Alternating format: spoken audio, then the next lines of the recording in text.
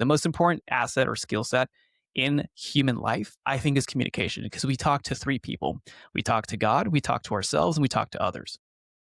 All right. Those are the three most important pieces of communication. And even if you look at like Taoism, or like the logos, or even like the beginning, if you look at John 1, the logos, the word logos, intellect, speech. So think about that. And then that speech, if you believe in faith, or if you believe, it became man. So think about that. So the most important skill set is communication. And then with that, when you communicate to yourself, you're thinking about who Wait, you I'm are. thinking about that. I'm not connecting the dots you are, and you're a lot smarter than me. So can you just draw that out? The logos was the word spoke, man was created. Genesis, he spoke, everything was created, and it was Well, good. actually, it's intellect is eternal being.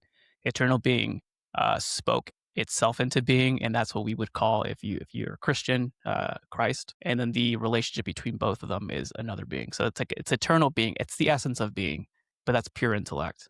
What we can You're think. creating, I think you're making a point about why communication is so important, right? Correct. Yes. Between ourselves, God, and others.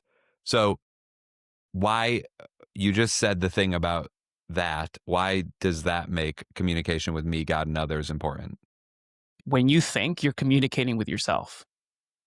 And if we look at the schools of philosophy, metaphysics, epistemology, anthropology, and ethics, metaphysics, what is uh, epistemology? How do we talk about what is?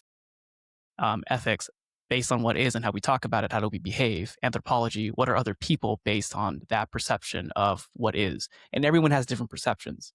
But who am I?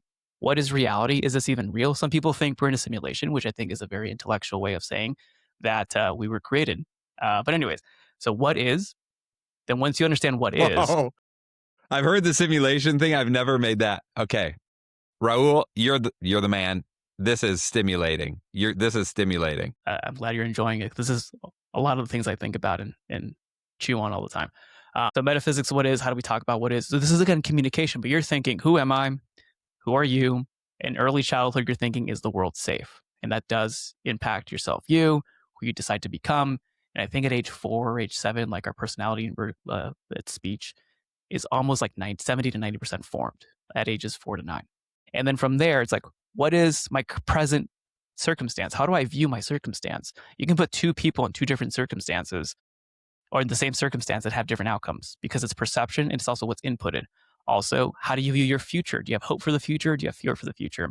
How do you view other people? Are they to use, or are you to help them, or are they to help you? Like, what's the purpose of another human being in your life? And then also, what's the purpose of your work? What are you thinking about your work? Who are you in your work? So there's all these different thoughts about what is, and you're having this internal dialogue, and that shapes your worldview.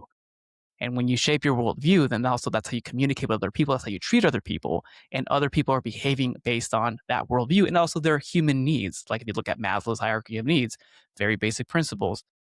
They're acting out based on some conditioning, some pre-programming, how they view themselves. But the cool thing is you can change how you see.